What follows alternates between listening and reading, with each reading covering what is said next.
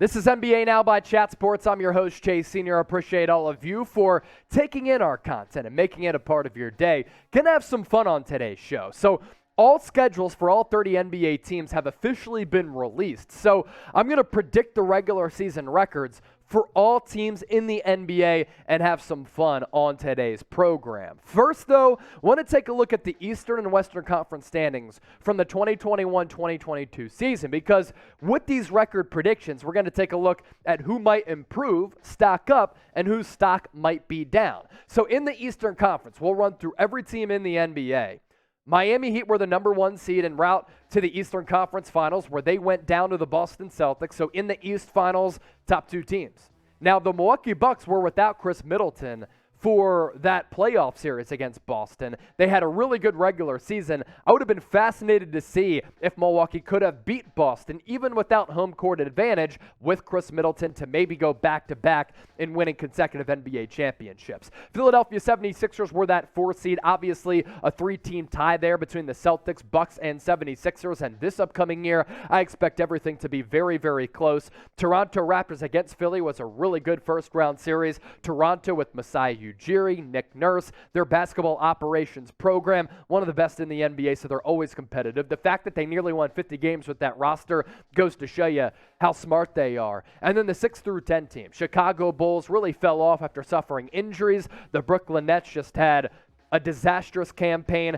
Atlanta Hawks, coming off the Eastern Conference Finals from 2 years ago, they really slipped and were underwhelming, 43-39. Cleveland Cavaliers, Charlotte Hornets made it into the NBA play-in tournament with the 44-38 and 43-39 record. And then the New York Knicks, also a team that really disappointed after being a 4 seed 2 years ago. They were out of the playoffs in that 11 seed, but have they improved this year? We'll get to their record prediction coming up around the corner, of course. And then the last remaining teams in the East, Wizards, Pacers, Pistons, and Magic. Before we get to the Western Conference standings, and then we'll start predicting every record for all 30 teams, who's your pick to win the East this upcoming year? Let us know right now in the comment section. Closely contested in the Eastern Conference. The same can be said about the West. Last year, Phoenix Suns with one of the greatest records of all time, 64-18. The Grizzlies, 56-26. Golden State Warriors at 53-29. And then the Dallas Mavericks at 52-30. Outside of these top 4 teams, I think there was a pretty big drop-off in the Western Conference when you look at the grouping of those top 4, all with star-level talent, all made nice runs in the playoffs as compared to the Utah Jazz, who are now rebuilding. And then the Denver Nuggets, are they going to improve this upcoming year? They were still 48-34. That's a credit to the Joker. Jamal Murray, Michael Porter back. That'll certainly help. Minnesota Timberwolves, 46-36. Can't wait to relay my prediction for them this year after the acquisition of Rudy Gobert. New Orleans Pelicans, they're going to improve. So too are the Clippers. San Antonio Spurs, stock down. Los Angeles Lakers, they were bad last year. I honestly don't see them being that much better, 33-49. And then the Sacramento Kings, Portland Trailblazers, OKC, and Houston Rockets rounding out things in the West. Which team will win the West? I already asked you for your Eastern Conference predictions. If you didn't get that in, just get them both in right now with the East and the West. Do that. Record predictions coming up in just a second, but first, we're on Rumble as well. Now, you're probably like, oh, wow, on YouTube, more than 300,000 subscribers. Chat Sports is making it happen. We are. We're also making it happen on other platforms, including Rumble. Sometimes we go exclusive on Rumble. That's why you got to give us a follow, rumble.com/NBA Now. And also, if I want to go on a tirade and just curse a bunch, I might get censored on YouTube. I won't get censored on Rumble. Now it's time for our predictions for all 30 teams in the NBA. And I'm just going to go by division because that's the easiest way to do this. I know divisions in the NBA literally don't matter at all. Who celebrates an Atlantic Division championship? Nobody. It all comes down to the seedings in the East and the West. But in terms of organization, we're going to organize this by division. So I think the Boston Celtics are actually going to improve this upcoming year. Danilo Gallinari, Malcolm Brogdon, great additions, 55-27 for Boston coming off that NBA Finals appearance. They could win a championship this upcoming year. Brooklyn Nets, asterisk all over the place. Why? Because we're not sure what's going to happen with Kevin Durant or Kyrie Irving. Let's operate under the assumption that both come back. If they do, that's a good and well-constructed team like the free agent acquisitions of Royce O'Neal, TJ Warren. You re-sign Patty Mills, Nick Claxton. You have Seth Curry, Joe Harris, Ben Simmons on top of KD and Kyrie. That's a 50-win team in my opinion. New York Knicks last year, mid-30s with their win total. Can they improve it by about 8 to 10? Maybe not, but I think it's going to happen. 45-37 for New York. For the Philadelphia 76ers, right around that 50-win threshold, they improve slightly to 52-30. And when I say they improve slightly, maybe not just with the record, I think they're going to be a better overall basketball team just when you watch them with fewer holes. Toronto Raptors, how about a couple more wins or one more win? They're going to go from high 40s and stay in the high 40s, but 49 nearly and narrowly miss out on 50 wins. To the Central Division now. Chicago Bulls, if they didn't suffer all those injuries last year, I think they could have won 50 games easily. Deep level of talent on that roster. Alex Caruso goes out. Lonzo Ball goes out. Patrick Williams didn't play until late in the year. I like that team, though. They're good enough for 49 wins in my book. Cleveland Cavaliers, another team, stock up. They didn't really make many additions, but it's the returning core that I really like for Cleveland.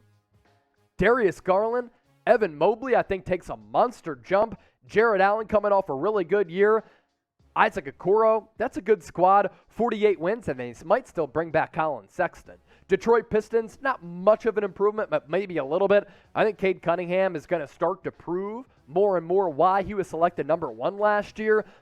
Last couple of months of his rookie campaign, he was really good, 30-52 for Detroit, but they're going to be competitive. Indiana Pacers, they are what they are. They traded away Malcolm Brogdon. I think they also might trade away Miles Turner, which makes them worse now, 24-58. And then for the Milwaukee Bucks, a couple more wins for Milwaukee. They're going to be more healthy. And I think that the Joe Ingles acquisition, really, really good. He's going to get a bunch of three-point looks once he comes back from that torn ACL. 55-27 for the Bucks as Giannis gets close to another MVP trophy. And the Bucks become probably the best and most well-rounded team in the East, right up there with Boston. Southeast Division, Atlanta Hawks, 50-32. Pretty sizable jump for Atlanta. I just think this team is better. And after they disappointed last year, DeJounte Murray, Trae Young, I think this is going to be a better basketball team this upcoming year. Charlotte Hornets, maybe a slight improvement. They're going to need a bigger jump from LaMelo Ball. Great the first couple of years of his career. I'm talking star status, superstar status for them to maybe get to 45-37. He has the ability to make it happen. Miami Heat, I think they'll be a little bit worse. I think the loss of P.J. Tucker is going to hurt that team, so they go down slightly with their win total. Orlando Magic, going to be competitive like the Detroit Pistons, but 27-55. Can't wait to see Paolo Banchero. And for the Washington Wizards, they might be a deeper team than last year. Bradley Beal actually going to be healthy. I think they're going to be about a 500 basketball club, though, at 40-42. So that does it for the Eastern Conference. Before we get to the West predictions, let's hear from you. Which team in the East will make the biggest improvement? For me, it's Atlanta. Are you with me? Are you not? Either way, let me know. To the Northwest Division in the West as we officially shift gears to the other conference. Denver Nuggets with Jamal Murray, Michael Porter back. The Joker still balling out, doing everything on the floor, 52-30. Minnesota Timberwolves get a little bit better. I'm certainly weary of a Karl Anthony Towns, Rudy Gobert front court when you're paying more than $70 million in 2022 to two bigs. But Anthony Edwards, in my opinion, is about to become a superstar, and he can average between 25 and 30 points per game and maybe take some of the pressure off the Twin Towers and the Twin Cities, 50-32 for Minnesota. Oklahoma City Thunder don't see much of an improvement in terms of their record. They improve a little bit, but in terms of player development, I see some guys getting even better. They're going to be a feisty unit. Portland Trailblazers, a sizable improvement because Damian Lillard is actually healthy. I really like the pickups of Gary Payton II in free agency and the trade for Jeremy Grant. Anthony Simons, a really good scorer. Portland Trailblazers coming in at 49-33. Utah Jazz, 30-52. Now, last year, they were in the mid-40s with their wins, but they've gotten worse, and they might trade away Donovan Mitchell. And even with D-Mitch, I don't really see him as that great of a team, 30-52 in my eyes. To the Pacific Division, Golden State Warriors, they get a little bit better, and I actually think in the regular season, they're going to be a little bit more dominant. walking with some swag and confidence in their step after winning the championship. They're motivated to win it once again, which would be the 5th for Steph, Clay, and Draymond, as well as Steve Kerr as the head coach. Warriors come through 55-27. Los Angeles Clippers, 52-30. A noticeable and sizable improvement for the Clippers. Have you seen the pictures this offseason of Kawhi Leonard? He is looking monstrous. Looks as though that knee is really, really strong after he didn't play at all last year. Him healthy, Paul George healthy, John Wall on like a 3rd or 4th option offensively, 52-30 for the Clips. And they're going to be better than the Los Angeles Lakers. Why is that? They are the better basketball team. Now, they might not have the best overall player. I still think it's LeBron James. Look at his numbers last year. Stupid at 36, 37 years old. 45-37 for the Lakers, though. So many holes. Not much depth. And they still have Russell Westbrook. Phoenix Suns, 51-31. Last year, 64 wins. That is very, very hard to repeat. Good injury luck. Sometimes doesn't always last a couple of years, and they'll take their foot off the gas a little bit. 51-31 in the desert. Sacramento Kings, I like the selection of Keegan Murray. I was impressed with how he played throughout the NBA Summer League, but it's the Sacramento Kings, and they're very inexperienced. I like some of the young pieces on the roster. I hate the fact, and hate it, that they gave up Tyrese Halliburton because he's one of the only players who's wanted to play in Sacramento. But 35-47 for Sacktown. They once again miss out on the playoffs as that 2-decade-long streak of not making the playoffs continues. Which team in the West will make the biggest improvement? I think it could be the Portland Trail Blazers just because of injuries. To the Southwest Division, Dallas Mavericks. They were in the 50-win club last year. 52, if I'm not mistaken. But they lose Jalen Brunson. And while Luka Doncic could very well win MVP this year, they get a little bit worse, but not that much because of the power of Luka. 48-34 for the Mavs here in Dallas. Houston Rockets, 22-60.